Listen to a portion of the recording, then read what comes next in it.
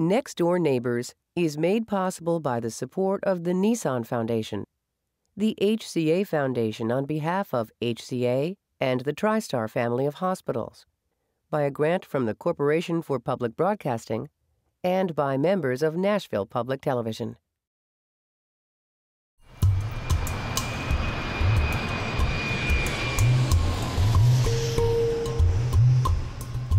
Refugee resettlement to the United States is often the last option displaced people have for a permanent home. The opportunity is available to fewer than 1% of the world's refugees. Once in the U.S., in cities like Nashville, Tennessee, refugees build new lives. But what if a chance to go back to their homeland finally arrives? Which home will they choose? This word for me means everything. It means freedom. The people of the South Sudan can actually have peace. In January 2011, a referendum was held that would divide Sudan, the largest country in Africa. The turnout in Nashville was the third highest in the country, more than Chicago, Boston, or Seattle. I didn't know what the future of coming here would be, but as a refugee, we always move from one place to one place to one place, and you never know where you're going to end up next. This vote gives me the hope that I can go back home now.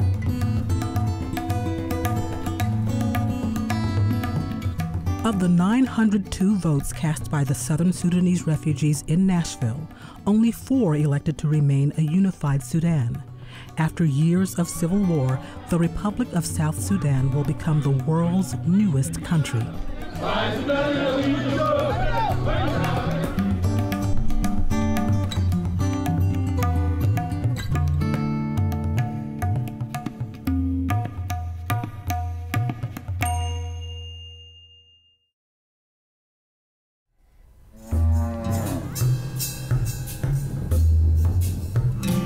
Sudan has known conflict for much of its history as an independent country. But the first Sudanese to arrive in Nashville came during a period of peace almost 30 years ago. I arrived in 1979 with my husband, not to Nashville actually, to Alabama. My husband was going to school in Alabama. And then we came to Nashville in 1980 to visit some of his friends from Sudan, and we loved it. Just decided to move to Nashville. At that time, there were only a handful of Sudanese in Nashville, mostly from the northern city of Khartoum, the capital of Sudan. In 1983, civil war returned to Sudan. That war would ultimately claim more than 2 million lives, chase nearly 600,000 Sudanese to neighboring countries, and displace more than 4 million people within Sudan's borders. The Sudan is a multiple religious, multiple cultural, multiple ethnic society. We have more than 150 ethnic groups in Sudan. Many of them are very ancient people. So we can never say that the Sudanese have one source of culture. I think this has been one of the problems in the country. So you are talking about a country which is 1 million miles, which is the biggest in its space in Africa and the Arab region, and therefore you understand that this country must not be ruled by anything but by a very open, flexible, democratic system, which we never had until now.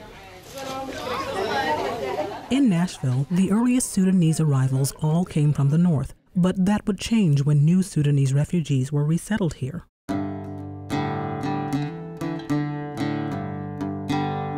Azra Babikir had a front row seat to the changing community. My son's 6th grade teacher, she said, well, you know, with your English, you'd like everything about you, I think you need to apply for a job at this place. I was hesitant at first because I didn't know what Catholic Charities is. And then one day out of the blue, I got a call. Catholic Charities, this is Emily, how can I help you? It's like, are you willing to work for Catholic Charities? Do you speak English? How long you been in Nashville? I told him, you have a driver license? Yes. You have a car? Yes. And then I guess he hired me over the phone. I'm not Catholic. I'm not even Christian. I was like, all these questions, like, I better say something before it's too late, and it's like, I told him, like, excuse me, but I'm not Catholic. And he said, no, don't worry, I'm not Catholic either. So I started working with Catholic Charities in 1994. By 1994, Sudanese refugees were arriving in large numbers to Nashville. Southern Sudanese quickly outnumbered those that had arrived from the north. I've seen a lot of families, single men. The majority of them at that time, Southern Sudanese. Later, 1996 and on until recently, it started like people from all over Sudan, north, east, west, everywhere. The diversity of the Sudanese community from different regions, tribes, religions, and ethnic backgrounds posed a challenge for Nashville. Would the divisions and conflicts that existed in Sudan carry over to a new home? Nashville has collected a group of Sudanese who, for the most part, are aware and conscious of the atrocities of the regime in Sudan. And they have a very sincere, wish and dream that the agony of the Sudanese people back home is going to end one day. Most of the northern families, they have been hit by the existing regime in Sudan, but more so, all of the southern families have been victimized by that regime. So areas of sympathy in that respect are very strong. And people, without even having to say it, they understand that they have one enemy. There was a civil war in Sudan, and civil war means the Sudanese themselves fought among themselves. But would you carry any grievance to other Sudanese that you happen to be here with? No. While conflicts may not have carried over from Sudan, some divisions within the community are visible. I wish people would identify themselves as Sudanese first and then tribal second, but it's not like that. Like, for example, I am Noor, then, it's like I am Noor, and then I'm Sudanese, and so on. You can see the division here in Nashville. Wherever you go, you will most likely find like one tribe is the majority in that particular neighborhood or in that area, unless there's anything that is combining people in one place for that particular event. In a day-to-day life, everybody just stick with their own people, their own communities. When we all came here, we want job. We all want housing. We want to live in a good neighborhood. We all want education. We all want to see our kids succeed. We all want to have a better life here. All these are common for all of us. And how can we do this? We all have to have it, all have to work together to overcome all the challenges that are facing us. Different Sudanese communities have spread across Middle Tennessee. Many Southern Nuer tribe members have moved to Gallatin and Hendersonville. Members of the Dinka tribe can be found in Antioch and southeast Nashville. Some moved to be closer to jobs and one another. I moved in Gallatin in 1998, and the reason why I moved here is for education.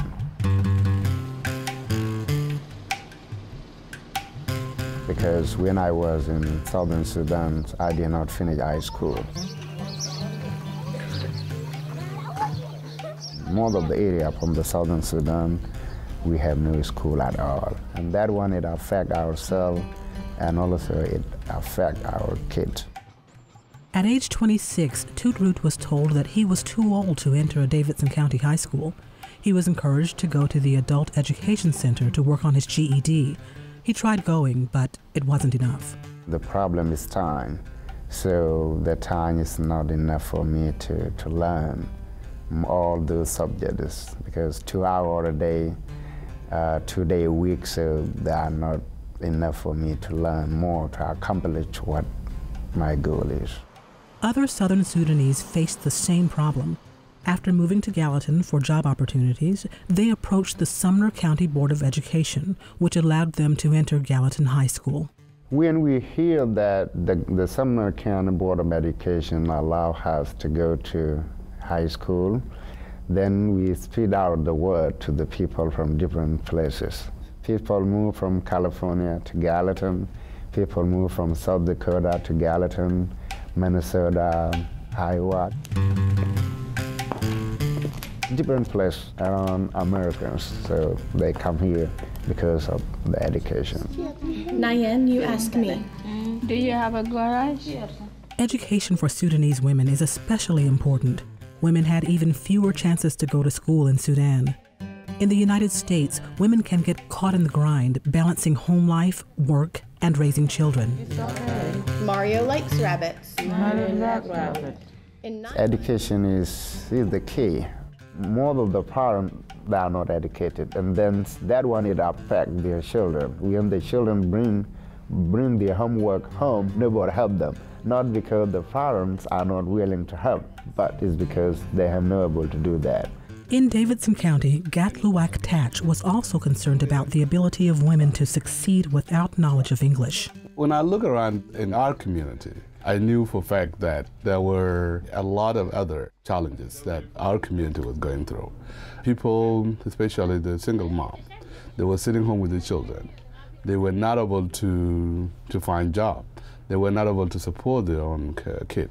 Monday, Tuesday. When my wife came to the United States in 2005, Thursday, I decided to teach my wife English language in my own apartment because she could not read or write English. Monday. I bought a whiteboard at home, put it in front of my door, and then at any time when I return back from work, I will have an hour teaching her from the basic A, B, C, D. It was a simple goal, but it got complicated. And then from there, friends heard of it. When the friend heard of it, they came. Because Sudanese really are like any other refugee community here. They know everything that's going on in their community. And when they came, I'm telling you, there's no way I can tell people not to attend the class. So I thought, wow, what can we do? Gat did what he felt was right. He quit his job and opened a community center serving the Sudanese. But it didn't stop there. We cannot discriminate anyone that comes to our door. It was about a year when we realized that we're no longer seeing only the Sudanese face in that place. What time is it? We have people from Egypt, we have people from Ethiopia, we have people from Somalia. Now, the Nashville International Center for Empowerment serves people from 52 countries. We did not have a plan to do this job. Our plan was to serve women and teach them English, but it happened. And it happened because we saw the needs are huge in the community. We know what these people are going through. We know where these people came. We know for a fact what refugees have in common. They left their home because of what had happened to their life. And they had lost hope. This center is creating hope for people. Sudanese refugees in Nashville are deeply connected to each other and situations back home. Every family is supporting a friend, relative, or someone in need. All the Sudanese people, they help each other a lot. A Sudanese home is always open to friends and guests who don't need an invitation to show up. If it's during a mealtime, you are expected to feed them. My American friend, they ask me, do you run out of money? Because people, they will come eat over. And I will tell them, like, when you live in the community, you do not feel it. Like, it's because, people exchange stuff. The majority of the Sudanese women, they cook on their day off. They cook a lot and they put it in the refrigerator. And when people come, they will find food ready. If you have a big number of people and you don't have food and you don't have time to prepare it, if you have a neighbor, you just call them and you say, hey, I have 10 people in here. And you just go get the food from them. Food, clothing, shoes, possessions are often shared. Hannah and her friends also help each other through an informal lending system they simply call the box.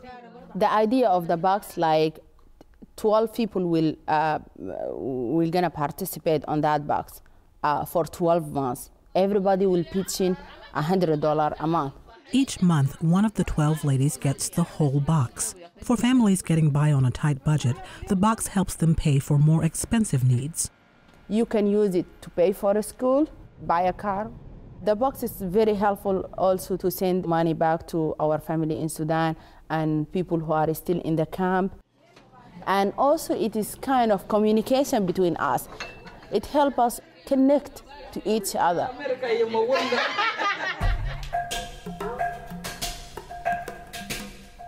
In 2001, a new group of Sudanese refugees, the Lost Boys of Sudan, began arriving in Nashville. Many Nashvillians learned about the Sudanese for the first time. When Lost Boy James McQuatch arrived, he had a change of clothes and 2 of his paintings. Yeah, I tell my story through painting. And the story of the Lost Boys' journey was unlike any other group of refugees. It's hard for me to tell a story. It's hard, but it's important to tell to the people so that they can know what happened to me and what happened to other people.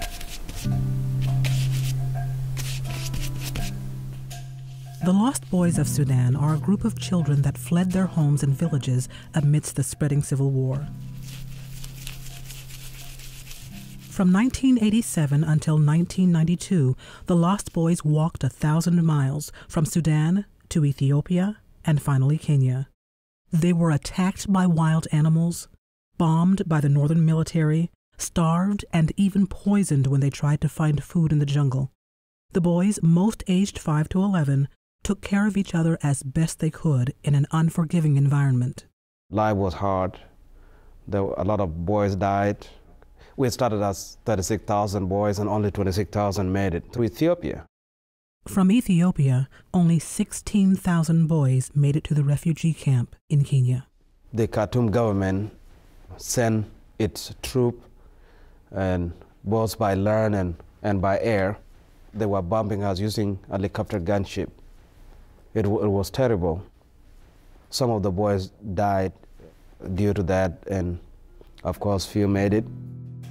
James began painting in the refugee camp in 1995. Aid workers had asked him and other children to draw how they experienced conflict and life in the camp.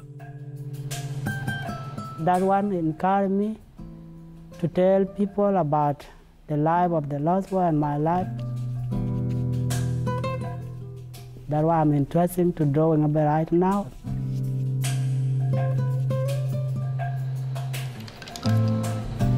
And I need to go ahead with the drawing. I have more stories to be told. What I draw, you can go and show to one of the lost boys. He's in Minnesota, he's in California, in Georgia. He's gonna tell you this the life I've been through. All the lost boys, like 3,600 who are here in the United States, they can tell the story through the picture I draw. When the Lost Boys arrived in Nashville, they were greeted with unprecedented support from local churches and individuals. In 2004, the Lost Boys Foundation was created in Nashville to support local lost boys in finding jobs, selling art for income, and sharing their story. We used to go there too. When the Lost Boys first started arriving, I was worried about them. They're all like between the ages of 18 and 25. And I just couldn't help but to think, what if they just get lost? What if they got involved in drugs or alcoholism, or because of the past and the pain they've been through, but because of all the support they received from churches, from individuals, from Sudanese, from everybody, almost every one of them worked a full-time job, went to school full-time. Number 44. I don't even know how they did that. I think support, they felt like people cared about them, people, protected them. I wish if all refugees get the attention and the support the Lost Boys received, because it made a difference in the Lost Boys' lives. And And I am sure it will make a difference in other groups of refugees, as well. In 2005, the Northern government signed a comprehensive peace agreement, formally bringing an end to the civil war. Since then, Southern Sudanese in Nashville have been whispering of a chance to return in peace to their home. Back before referendum and before this comprehensive peace agreement, it was difficult to talk about politics because some people were really mad of what was going on in the Sudan. So we kind of like leave it to political parties. And you only discuss it with a few friends that you really trust. But now situation changed. Everybody's so happy. People can discuss it freely now because there's peace in Sudan. With the newly created Republic of South Sudan destined for existence, many Southerners in Nashville feel strongly it is their duty to rebuild the South and support the new country. For some, it is a tough decision. Do they leave the opportunity available in the U.S. for a hope of opportunity back home? We came here with the intention that we will be here temporarily. A few years ago, if you asked me, it would have been immediate. I would not even be here today. But now with the family, I have to put things in perspective. Some individual Southerners have already returned to South Sudan. But for Chol and Niaboni both, the question is what would happen to their children if they go back. We talk every day with Sudanese going back home, and we hear that every day. If I go tomorrow, it would just be me. And I would go and see the situation how it is. And later on, maybe if things are bright and good, maybe I could move the family. It's a hard decision for me and for him too. Sudan is torn down, so I don't know how it looks like now. They talk about peace, but I don't know how it looks like for the kids who are born here in America.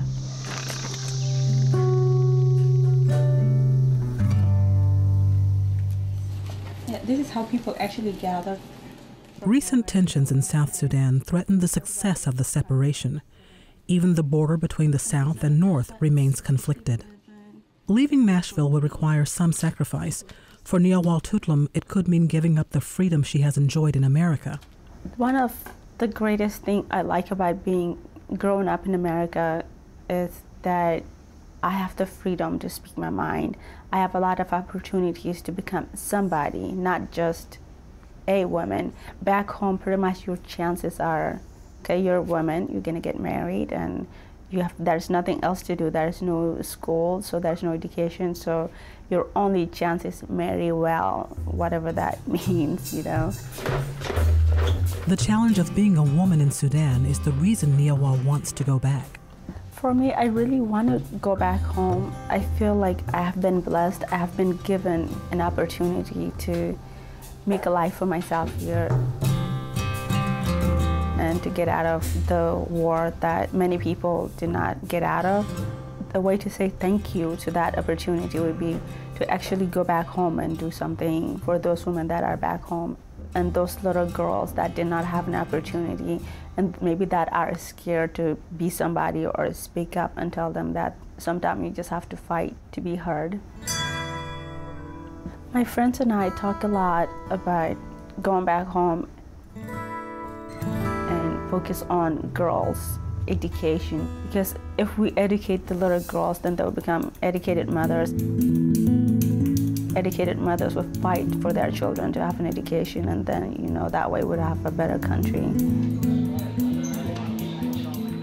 The future stability of Sudan with its new southern neighbor remains uncertain.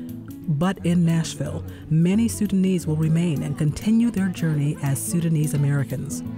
The next generation will walk an ever blurrier line between two cultures. We are teaching our children to keep our culture alive, especially food, language, dance. Those are very important things. Most of them were born here in Nashville. And now we are calling them American children. But we want them to learn our culture too.